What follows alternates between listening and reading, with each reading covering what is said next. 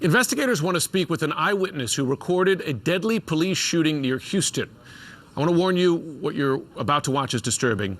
In this video, recorded last night, you can see an officer trying to arrest a woman in the parking lot of an apartment complex.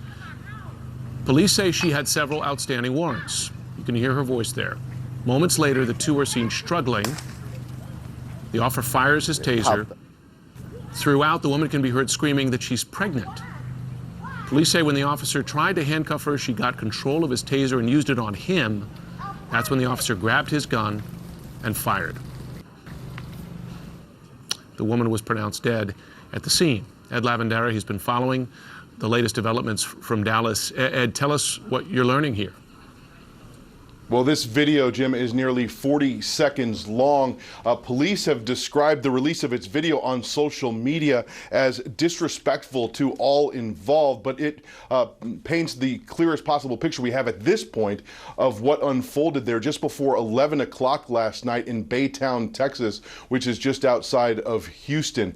Officers with Baytown Police say that, as you mentioned, this officer had tried to tase this woman, and that the woman had gotten control of the taser, and that's when he stepped back and fired 5 times. In that video, you can hear the woman telling the officer to stop harassing her. You can also hear the sizzling charge of the taser deploying there, but it's also very hard to make out exactly at which point who has control of the taser. The video is dark, but we are told by police officials that there is body camera footage of the altercation, and if you look closely at the video also, you'll see some white flashes, which appears to me to be perhaps the cell phone of the victim, and the screen there kind of flashing a white flash on the screen, so it's not clear whether perhaps she was also recording the incident as well. But the officers in Baytown say that the officer who fired 5 times was struck by the taser. He wasn't injured to the extent that he needed to go to the hospital. But like I say, if you've ever been struck with a taser, it's a very painful experience. So there was, I'm sure, a great deal of pain involved there when he was struck with it.